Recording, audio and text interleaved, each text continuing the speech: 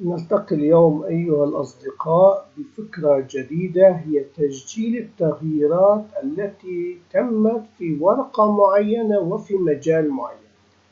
نحن اليوم لدينا هذا المجال الذي هو من A إلى E، ومن السطر الأول إلى السطر الرابع، وهي موجودة بالورقة شيت 1. هذا شرط من الشروط.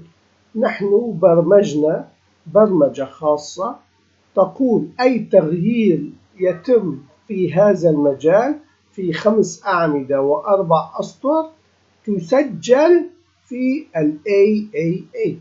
نلاحظ نحن بتاريخ فلاني وبالساعة الفلانية وفي الخلية الفلانية التي هي A1، والمستخدم كان اسمه كذا، تم تسجيل كلمة الأول.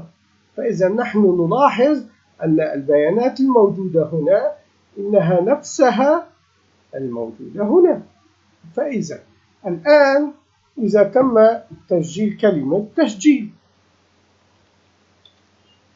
الإنتر هنا يتم تسجيلها في آخر سطر بالتاريخ الفلاني والساعة الفلانية والخلية الفلانية والمستخدم الفلاني تم تسجيل كلمة تسجيل. ونلاحظ أن هنا لم يتم تسجيل شيء أبدا، فإذا تم حذف. البرمجة التي نحن نتشوق لكي نراها برمجة بسيطة، يتم تعريف 4 متغيرات. المتغير الأول يأخذ أنه في ورقة العمل، والثاني أنه مجال، والثاني أنه رقم، والثالث هي القيم التي يتم تسجيلها.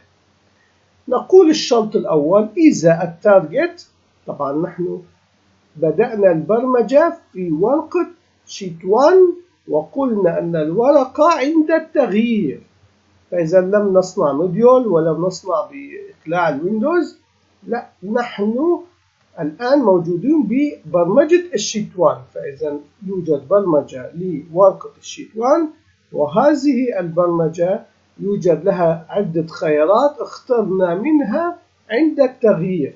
نقول إذا الهدف، إذا التغيير أو الموضع الذي يتم التغيير فيه كانت أعمدته أصغر أو تساوي 5 من 1 إلى 5، وكانت أسطره أصغر أو تساوي 4، فإذا إنها في هذا المجال. هذا دليل إذا تم تسجيل في مجال السطر السابع لا يتم التحسس لهذه البرمجة أبدا. إذا تم تجاوز هذا السطر يتم أخذ البيانات. 3 جيم تقول الخلية المحددة تأخذ قيمتها فتحتفظ بالذاكرة. والبرمجة الثانية تقول أنني أريد أن أعرف أنني MDR1 تأخذ أنها موجودة في الشيت AAA لكي يتم اختصار هذا التسجيل في المراحل اللاحقة. فإذا يتم this workbook sheets AAA إعطاها للمتغير MDR1. والMDR2 تأخذ اختصار آخر أنها نفسها MDR1، نفس هذا الامتداد، زيادة عنها أنها تريد أن تعرف آخر سطر موجود في هذا المجال لكي يتم تسجيله بسطر جديد. فإذا MDR1 MDR2 يكملان بعض ويأخذون خصائص خاصة بال3A. نلاحظ MDR3 تأخذ MDR2 وتقول أنني في السطر الفلاني زائد 1، فإذا تم معرفة أين سوف يتم وضع البيانات الجديدة.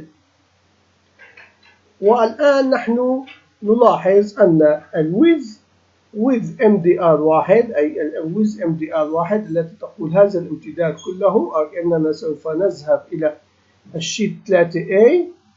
اذهب إلى الخلية التي تم معرفة رقم سطرها وخذ أول خانة منها قيمتها تساوي التاريخ، ثم الخلية المجاورة أي العمود المجاور لنفس السطر خذ وسجل التوقيت، والعمود الثالث سجل عنوان الخلية التي تم تغييرها، والعمود الرابع سجل من هو المستخدم الذي تم استخدام هذه التغييرات أو الكمبيوتر.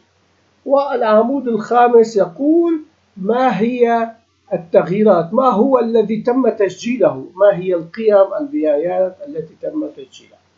فإذا تم تسجيل أمر معين، الآن نحن سوف نرى ما هي التغييرات التي سوف تحصل في هذه البرمجة. التغييرات، لنكتب التغييرات ونعطي انتر. عندما نعطي انتر الآن يجب أن نوقف البرمجة، لا نستطيع أن نوقف البرمجة الآن. فإذا تم تسجيل كلمة التغييرات في الورقة 3A، لأننا لم نلاحظ ورقة 3A تم تسجيل أنه تم استحداث هذه التغييرات. لنعود ونسجل 1 2 3. فإذا هنا نلاحظ أنها تبدأ البرمجة وتقول هل هي في نفس المجال؟ نعم. تأخذ الجيم جيم، تأخذ قيم المتغير، نلاحظ أنها أخذت أنها تساوي 1. أما MDR1 وMDR2 وMDR3 يتم لها برمجات داخلية لكي تحتفظ. أما MDR3 نلاحظ أننا توصلنا إلى السطر 11.